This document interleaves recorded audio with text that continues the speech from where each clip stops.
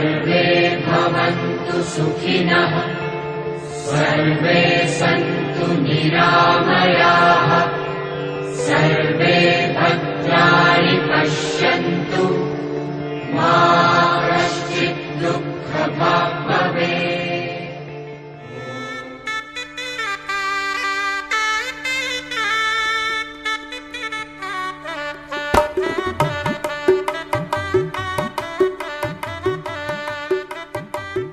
नमस्कार. ओम असतो मा सद्गमय तमसो मा ज्योतिर्गमय मृत्योर्मा अमृतम गमय असा हा सकारात्मकतेकडे असणारा प्रवास हीच मानवी जीवन प्रवासाची इति कर्तव्यता. हा जीवन प्रवास सागरासारखा सर्वांना सामावून घेत करणारे ज्येष्ठ हेच खऱ्या अर्थाने संपन्न होत जातात, ज्ञानानं, अनुभवानं आणि सेवा कार्यानंही. ज्येष्ठाही राष्ट्रभूतये अर्थात ज्येष्ठ हेच राष्ट्राला आधारभूत आहेत.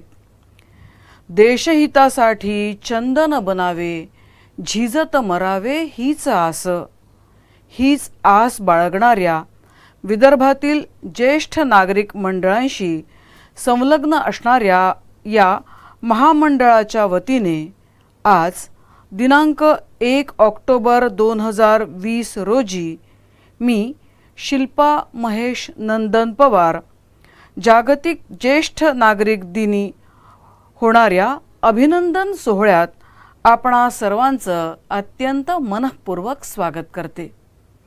सज्जनहो, मृत्यू हे जीवनाचं अंतिम सत्य. हे जरी खरं असलं ना तरीही तेजवो अखंड शांत पावित्र्याचा थोर चारित्र्याचा नंदादीप असं ज्यांच्याबद्दल आपल्याला नेहमीच वाटत राहिलंय, तो नंदादीप लौकिकार्थानं यावर्षी काळानं विझवलाय. असं असलं तरीही त्यांच्या कार्याचा प्रकाश मानवतेला चिरंतन मार्गदर्शन करतच राहील. असे काही प्रकाशपुंज 2020 या वर्षात आपल्याला सोडून गेलेत. त्यांमध्ये प्रमुख नावं घेता येतील ती आपल्या देशाचे माजी राष्ट्रपती महामहिम डॉक्टर प्रणव मुखर्जी, महामंडळाचे माजी कार्याध्यक्ष राजाभाऊ पोफळी आणि मार्गदर्शक श्री मामासाहेब घुमरे. याशिवायही ज्यांनी आपल्या देशासाठी भरीव योगदान दिलंय अशा सर्वच ज्ञात अज्ञान ज्येष्ठांना या ज्येष्ठ नागरिक महामंडळातर्फे आमची विनम्र श्रद्धांजली.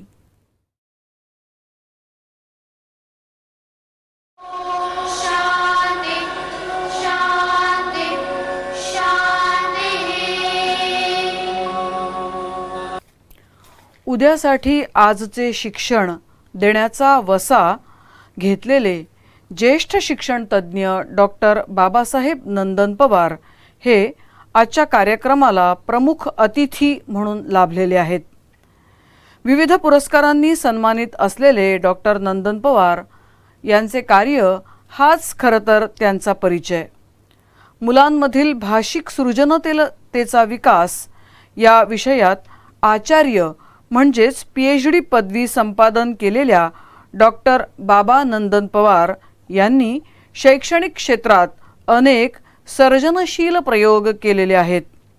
राज्यस्तरीय आदर्श शिक्षक पुरस्कार, आचार्यकुल पुरस्कार, अंत्योदय पुरस्कार यांसह अनेक पुरस्कारांनी त्यांचा सन्मान करून शासन दरबारी आणि समाजेनेही त्यांच्या कार्याची वेळोवेळी दखलही घेतली आहे. त्यांचे स्वागत महामंडळाचे अध्यक्ष प्राचार्य प्रभुजी देशपांडे यांनी करावे अशी मी त्यांना विनंती करते.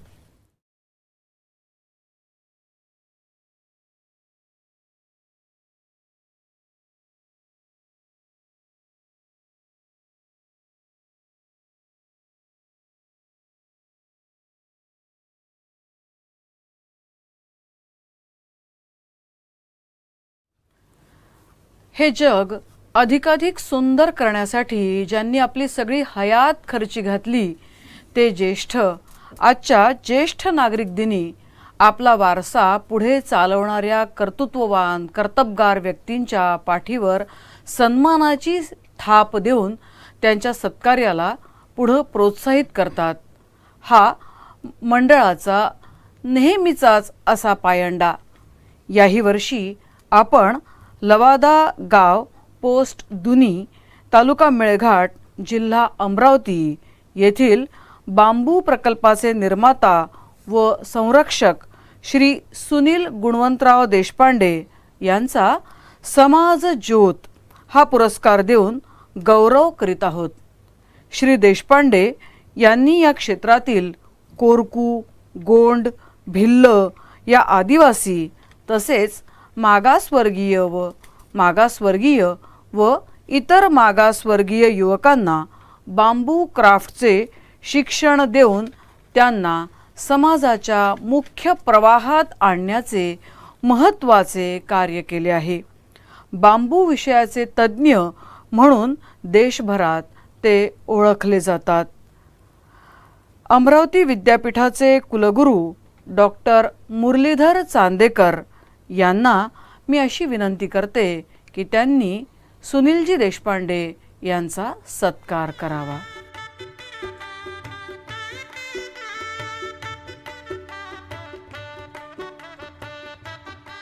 धन्यवाद सर.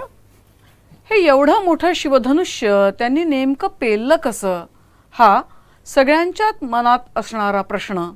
या प्रश्नाचं माननीय सुनीलजी यांनी थोडंसं कोडं उलगडावं आपल्या मनोगतातून.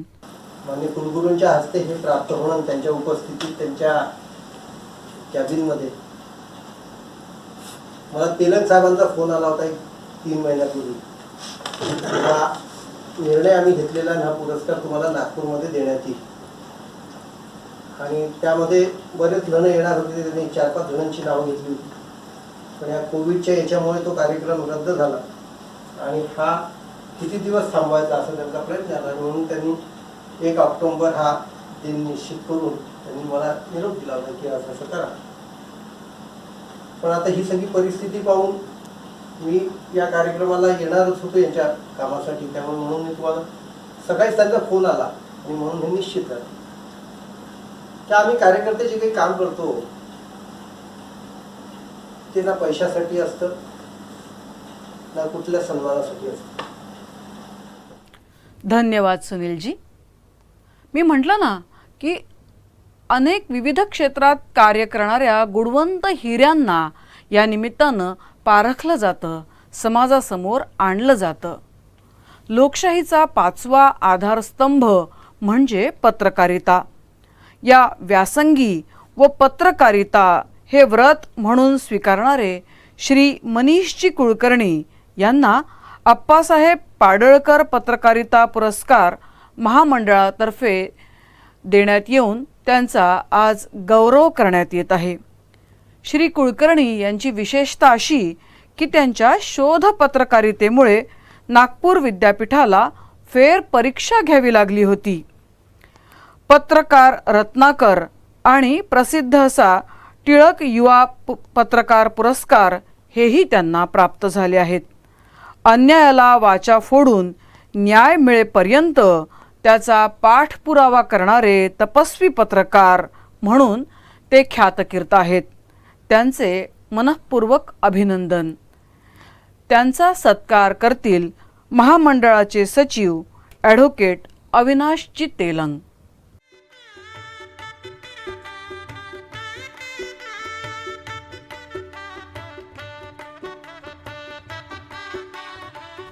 धन्यवाद सर. यानंतर त्यांनीही एवढी उत्तुंग झेप घेताना त्यांना कोणकोणत्या विविध प्रसंगांना सामोरं जावं लागलं ते उलगडावं म्हणून त्यांनी आपलं मनोगत सादर करावं अशी मी श्री मनीषजी कुलकर्णी यांना विनंती करते. पत्रकारितेमध्ये गेल्या 8-10 महिन्यामध्ये जबाबदारीची इतकी वाढ झालेली आहे आणि करोना संकट काळ आहे. संपूर्ण भारतच नव्हे तर संपूर्ण जगातल्या अनेक देशांना करोनाने आपल्या आवाक्यात कवेमध्ये घेतलेलं आहे. त्याच्यामुळे एकंदरीत माणसाचं जीवनमान आणि ह्या सगळ्या गोष्टी बदलून गेलेल्या आहेत. डॉक्टर्स त्यांच्या परीने प्रयत्न करत आहेत, इतर शासकीय व्यवस्था आहेत. यासोबतच आम्ही पत्रकार पण सतत धावत पळत असतो की तुमच्यापर्यंत वर्तमानपत्र असतील, वृत्तवाहिन्या असतील किंवा न्यूज एजन्सी आहे, याच्या माध्यमातून अचूक, नेमकी, नेटकी आणि खरी बातमी तुमच्यापर्यंत पोहोचावी. आणि हे सगळं काम करत असताना कधीकधी असं वाटतं की नाही बा, आपण धावतो आहे, पळतो आहे, कोणी सरकार दरबारी किंवा समाजामध्ये कोणी दखल घेत आहे का नाही घेत आहे, की आपण जे काही करतो ते नुसतं अरण्यरुदन ठरत आहे का, की नाही आम्ही धावतो आहे, पळतो आहे, दवाखान्यात जातो आहे, कुठे बेड्सची व्यवस्था नसेल तर ती शासनापर्यंत त्या समस्या पोहोचवण्याचे प्रयत्न करतो आहेत, की लोकांची कशी ससे होलपट होती आहे, कुठल्या भागामध्ये काय होत आहे. तर समाजातनं अशा प्रकारचे पुरस्कार आणि सन्मान मिळाले की वाटतं की नाही समाजामध्ये अशा अनेक संस्था आणि घटक आहेत की जे कॉग्निजन्स घेतात. आता ज्येष्ठ नागरिक मंडळातर्फे माझा सत्कार झालेला आहे की समाजातले जे ज्येष्ठ आहेत ते सर्वार्थाने ज्येष्ठ असतात. त्यांच्याकडे आयुष्याचा, जीवनाचा अनुभव असतो, आयुष्याची शिदोरी असते. त्या अनुभव संपन्नतेने माझ्यासारख्या तरुणाच्या पाठीवर दिलेली कौतुकाची थाप आहे. तर ही अशा प्रकारची थाप जी आहे ही एक हुरूप देते, भरारी देते की नाही आहे, आम्ही तुमच्या कामाचं कॉग्निजन्स घेतो आहे, दखल घेतो आहे, तुम्ही असंच काम सातत्याने पुढे करत राहा.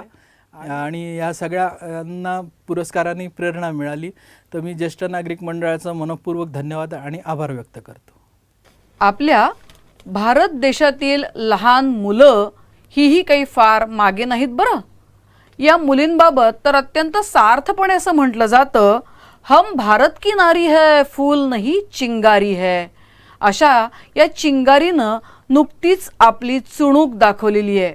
खरं तर शाळेत शिकवलं जाणारं शिक्षण म्हणजे आज पाठ आणि उद्या सपाट. मात्र झेन सदावर्ते ही याला अपवाद ठरलेली आहे. परळ, मुंबई येथील भागात तिच्या राहत्या बिल्डिंगला आग लागली होती. या चिमुरडीच्या या मध्यरात्री लक्षात आलं तेव्हा तिनं सर्वप्रथम आपल्या आईवडिलांना उठवलं, सर्वांना घराबाहेर काढलं आणि आधी मेन स्विच बंद करून सर्वांना धीर देऊन अग्निशमन दलाला तात्काळ फोन केले. शाळेत शिकवलेले स्वसंरक्षणाचे सगळे उपाय सर्वांकडून करून घेतले आणि तिनं तब्बल 17 जणांचा प्राण वाचवला. याकरता तिला राष्ट्रपतींचा पुरस्कार देण्यात आलेला आहेच. महामंडळही तिला गौरवणार आहे. परंतु सध्या ही कोविडची स्थिती बघता हा पुरस्कार तिला नंतर देण्यात येईल. मात्र या चिमुरडीचे चिमखडे बोल ऐकण्याकरता आपण सर्वच उत्सुक आहात. तेव्हा झेन आता तिचं मनोगत व्यक्त करेल आणि आपल्या पुढे ठेवेल तिची रोमहर्षक साहस कथा.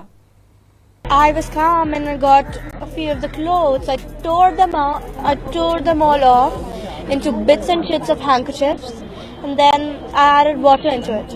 When I added water into it, it became an awesome purifier. So then, when you breathe through it, you get purified air at the place of a lot of carbon. The pillows were there. I threw the pillow out of the window so that the fire couldn't be caught. The cylinders had to be shut off, and the main switch of the electricity, I shut it off. Age doesn't matter till you can do something. And I don't think that age matters, when to rescue and when to not, when to learn and when to not. धन्यवाद Zen. आता मी मगाशी तुम्हाला म्हटलं होतं की यहाँ हरबाला देवी की प्रतिमा आणि बच्चा बच्चा ही राम है बरं का. मीत अंजनकर, वयवर्ष केवळ 4, वयाच्या 4थ्या वर्षी यानं रोलर स्केटिंगमध्ये सुवर्णपदक तसेच राष्ट्रीय स्पर्धांमध्ये अनेक पदके पटकावून सगळ्या देशालाच चकित केलंय. त्याचेही महामंडळाने कौतुक करून त्याला पुढील यशासाठी शुभेच्छा दिल्या आहेत. नरेंद्र पेशकर हे महामंडळाचे संपर्क प्रमुख त्याचा सत्कार करतील आणि त्याला शुभेच्छा देतील. त्याकरता मी श्री नरेंद्र पेशकर यांना आमंत्रित करते.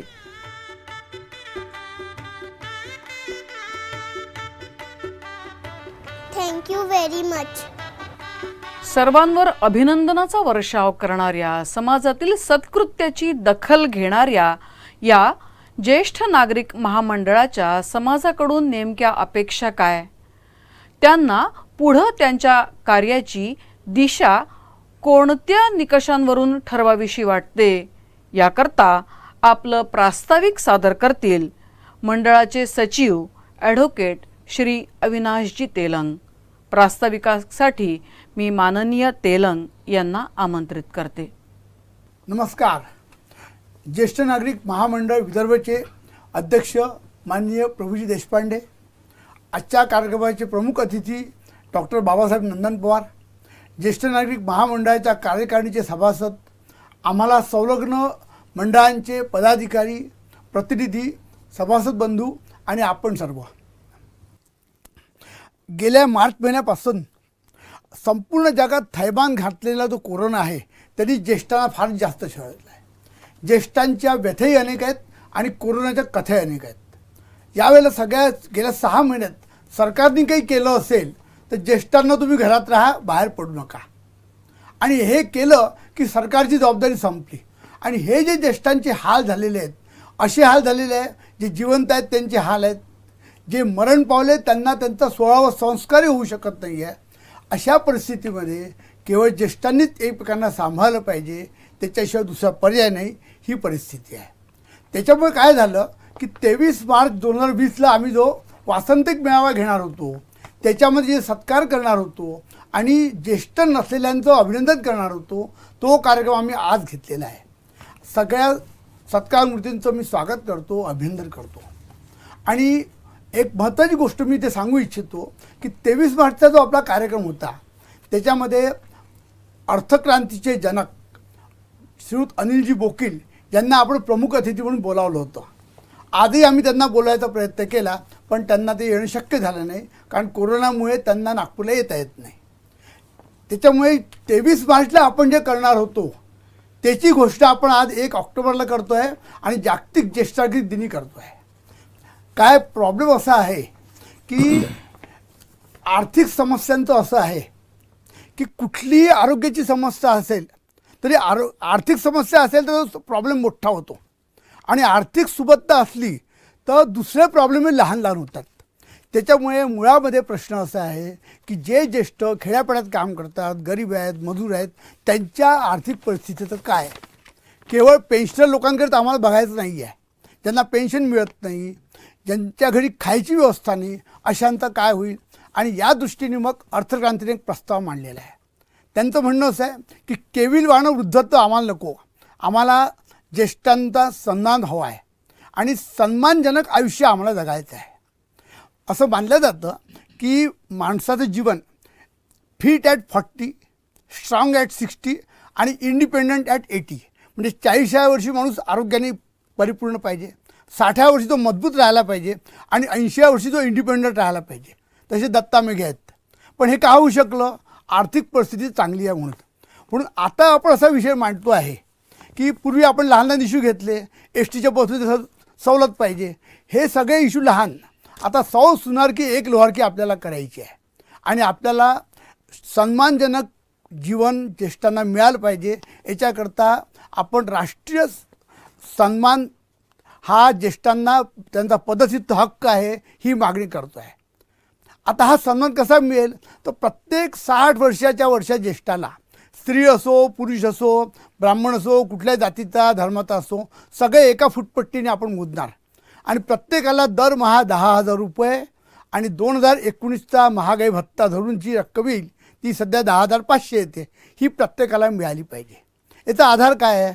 याचा आधार असा आहे की दरडोई उत्पन्न भारतामध्ये 1,26,000 आहे, म्हणजे महिन्याला ते 10,500 पडतात. हे 10,500 प्रत्येक ज्येष्ठाला मिळाले पाहिजे.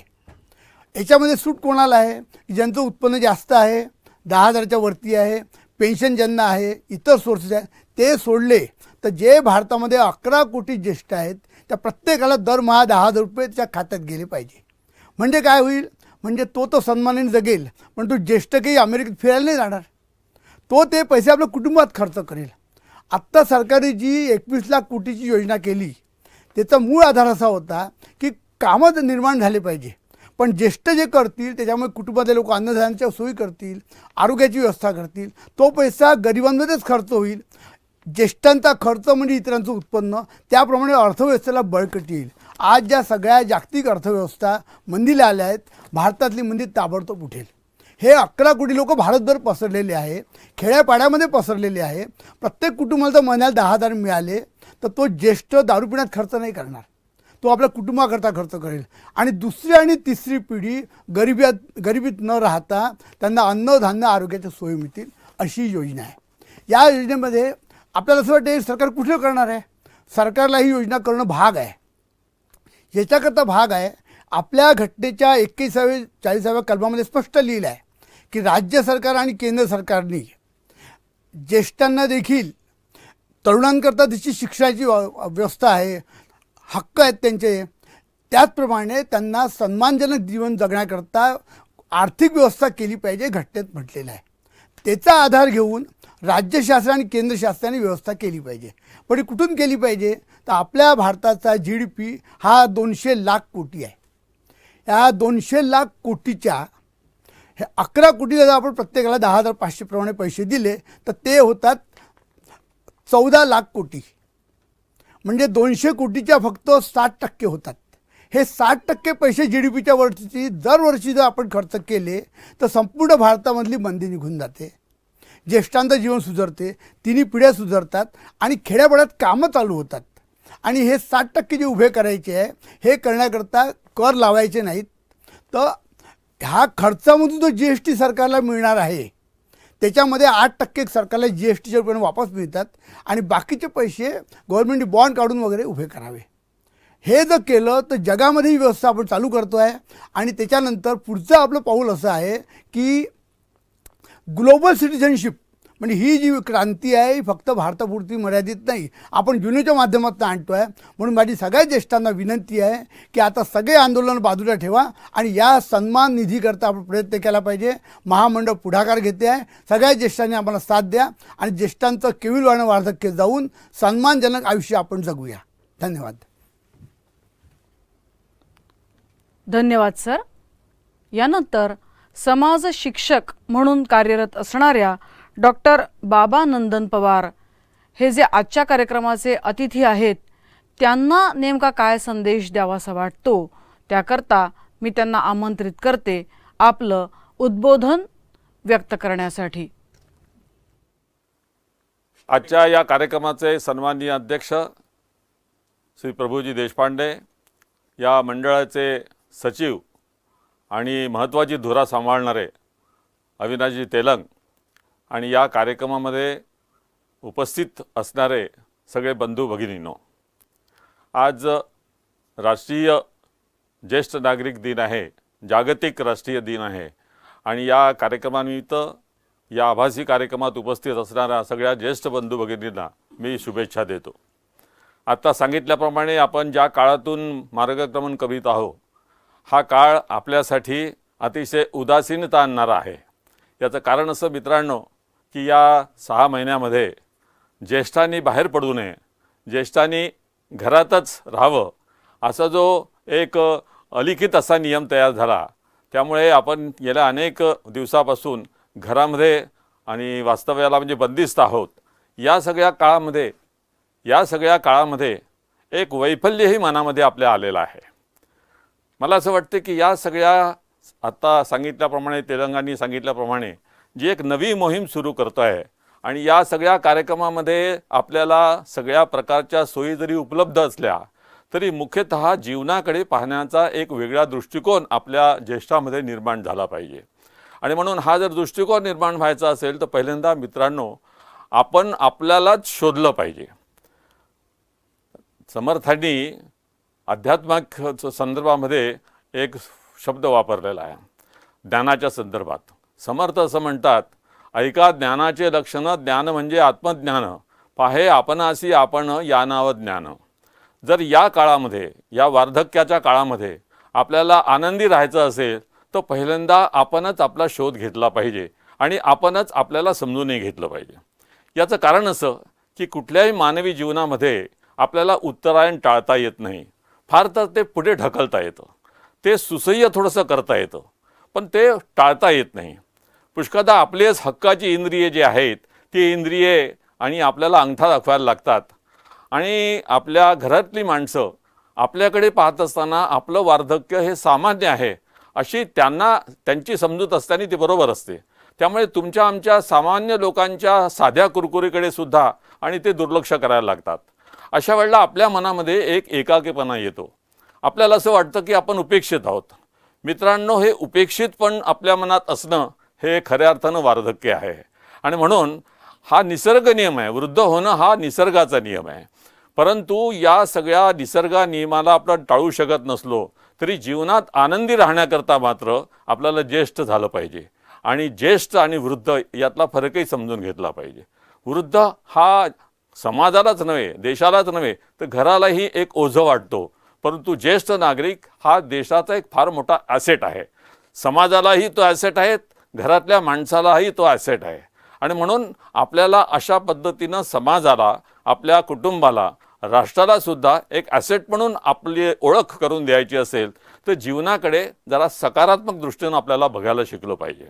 आणि मग सकारात्मकतेने पाहायला शिकलो की आपल्याला असं लक्षात येईल की आपल्याला लहान सहान गोष्टीमध्ये सुद्धा आनंद वेचता येतो, आनंदाची अनुभूती घेता येते.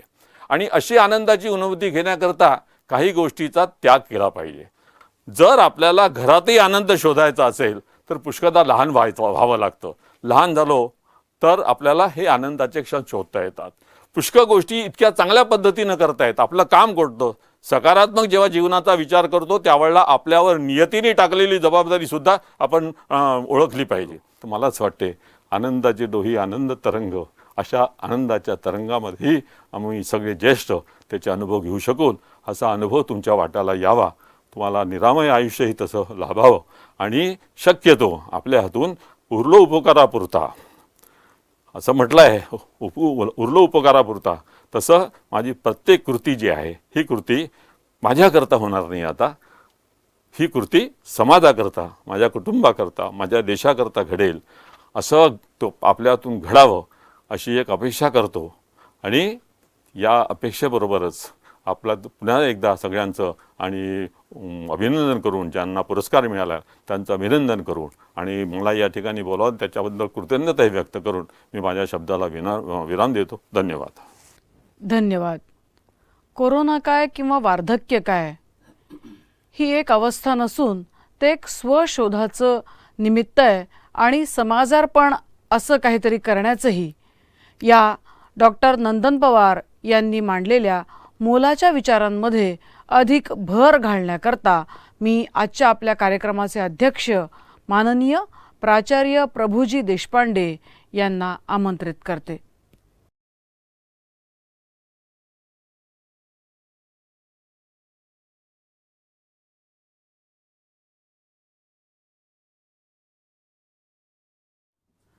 आज 1 ऑक्टोबर 2020 हा ज्येष्ठ नागरिक दिन म्हणून जगामध्ये सगळीकडे साजरा केला जातो. आज आमच्या महामंडळातर्फे हा ज्येष्ठ नागरिक दिन साजरा करण्याकरता आम्ही एकत्रित झालेलो आहोत. या कार्यक्रमाचे प्रमुख पाहुणे माझे मित्र आदरणीय डॉक्टर बाबासाहेब नंदन पवार, आमच्या महामंडळाचे महामंत्री ॲडव्होकेट अविनाश तेलंग, आणि या ठिकाणी हा जो कार्यक्रम आभासी पद्धतीने होतो आहे हा पाहणारे सर्व बंधू आणि भगिनींनो. आत्ताच आपण दोन्ही वक्त्यांची भाषणं ऐकलेली आहेत. माननीय बाबासाहेबांनी अत्यंत मोलाचा विचार आपल्याला दिलेला आहे. बाबासाहेबांनी आपल्याला सांगितलं आहे, ज्येष्ठांनी काळ बदलतो आणि त्यामुळे काळानुरूप आपण सुद्धा बदललं पाहिजे. ही अत्यंत महत्त्वाचा हा संदेश त्यांनी आपल्याला दिलेला आहे ज्येष्ठांना. आमच्या सचिवांनी आज काही सरकारकडे मागण्या मागलेल्या आहेत. सरकारकडून आपण नेहमी सगळ्या प्रकारच्या मागण्या मांडत असतो, पण यावेळी एक विशिष्ट प्रकारची मागणी आहे आमची ही. हा एक प्रस्ताव पारित झालेला आहे संसदेमध्ये किंवा आपल्या घटनेमध्ये. या ज्येष्ठांना जे काही अधिकार दिलेले आहेत ते अधिकार योग्य रीतीने या ज्येष्ठांना मिळावेत आणि त्या ज्येष्ठांचं जीवन सुसह्य व्हावं. आज पेन्शनर लोकांना तर पेन्शन मिळते, परंतु ज्यांना पेन्शन मिळत नाही, जे खेड्यापाड्यामध्ये असतात आणि अशा प्रकारचे जे लोक आहेत त्या सगळ्यांचं सुद्धा आर्थिक त्यांना पाठबळ योग्य रीतीने मिळावं याकरता म्हणून आम्ही ज्येष्ठ नागरिक महामंडळाने काही ठराव केलेला. साधारण छोट्याशा मागण्या दिल्या, फार मोठ्या अशा नाही आहे. घटनेनुसार जे अधिकार दिले त्याचं योग्य पालन व्हावं याच्याकरता केलेले आहेत. त्याच्याकरता म्हटलेलं आहे की सर्व ज्येष्ठांना जे 60 वर्षाच्या वर होतात त्यांना सगळ्यांना ज्येष्ठ म्हणून गणल्या गेलं पाहिजे आणि मग ज्या ज्येष्ठांना सवलती मिळतात त्या त्यांना मिळाल्या पाहिजे. तेव्हा मी आपल्याला आवाहन करतो की आपण याच्याकरता या ज्येष्ठ नागरिक महामंडळाचं 500 रुपयाचं एक प्रकारचं सदस्यत्व घेऊन त्याची सदस्यता वाढवावी आणि समाजामध्ये आपल्या ज्येष्ठांच्या संबंधी आपल्याला जे काही कार्य करता येईल ते या महामंडळाच्या द्वारे आपण करावं एवढं आपल्या सगळ्यांना आवाहन करतो आणि थांबतो. धन्यवाद. धन्यवाद सर. आता कार्यक्रम येऊन पोहोचलेला आहे अंतिम टप्प्यात, अर्थात आभार प्रदर्शन. हे आभार प्रदर्शन करण्यासाठी मी महामंडळाचे प्रचार प्रसार प्रमुख माननीय श्री कमलाकर नगरकर यांना आमंत्रित करते. आपण आजच्या कार्यक्रमाच्या शेवटच्या टप्प्यात पोहोचलो आहे. आभार प्रदर्शन. आजचे प्रमुख पाहुणे परम आदरणीय आणि आमचे पितृतुल्य डॉक्टर बाबासाहेब नंदन पवार यांनी आपल्याला जे मोलाचे मार्गदर्शन केले, ज्येष्ठांनी कसं वागावं, कसं राहावं, त्यांचं जीवन कसं सुसह्य करावं याबद्दल मी त्यांचे मनपूर्वक आभार मानतो. तसेच महामंडळाने ज्यांचा सत्कार केला, समाजज्योत पुरस्कार प्राप्त श्रीयुत सुनीलजी देशपांडे, तसेच आप्पासाहेब पाडळकर पुरस्कार प्राप्त श्रीयुत मनीष कुलकर्णी आणि ज्या 2 बालकलाकारांचा मंडळातर्फे सत्कार केला गेला, कुमारी जैन सदावर्ती ही राष्ट्रपती सर्वोच्च बालशौर्य पुरस्कारित आहे. तसेच मीत अंजनकर यांनी स्केटिंगमध्ये प्रावीण्य मिळालं आहे, याला प्रोत्साहनपूर्वक म्हणून पुरस्कार दिला गेला. या सर्वांचे मी महामंडळातर्फे मनपूर्वक आभार मानतो. ज्यांनी आज नेटके आणि समायोजित सूत्रसंचालन केले त्या सौ शिल्पा नंदन पवार यांचेसुद्धा मी आभार मानतो. ज्यांच्यामुळे प्रस्तुत कार्यक्रम आभासी पद्धतीने उत्कृष्ट सादर केला गेला ते राजकारणी मीडिया वेब्सचे अजय राजकारणे आणि त्यांची पूर्ण चमू यांचेसुद्धा मनपूर्वक आभार. तसेच सर्व संलग्नित ज्येष्ठ मंडळ, सर्व सदस्य आणि इतर श्रोतागण यांचेही मी मनपूर्वक आभार मानतो. सर्व जग ज्या कोविड महामारीने ग्रासलेले आहे त्यातून आपल्याला लवकरात लवकर मुक्तता मिळावी ही परमेश्वर चरणी आपण सर्वजण प्रार्थना करूया. आपण सर्व स्वस्थ राहा, घरी राहा आणि योग्य काळजी घ्या ही शुभेच्छा. सर्वांना धन्यवाद. नमस्कार. एरवी थोडंसंही काही अडलं तरी घरातल्या बच्चे मंडळींना आवाज देणारी ही आजोबा मंडळी आता पुरेशी तंत्रस्नेही आणि सक्षम झाली आहे. तंत्रज्ञानाच्या क्षेत्रात आज यांनी आपलं दमदार पाऊल टाकलंय. खोटं वाटतंय ना? मग आजचा हा जो कार्यक्रम आहे हा आपल्याला या महामंडळाच्या फेसबुक पेजवर आणि यूट्यूबवरही बघायला मिळणार आहेच. तेव्हा नेहमी आपलं कौतुक करणाऱ्या या आजी आजोबांचंही नक्की नक्की नक्की भरभरून कौतुक करूया. त्यांचा हा कार्यक्रम नक्की लाईक करा, शेअर करा आणि सबस्क्राईबही करा. धन्यवाद.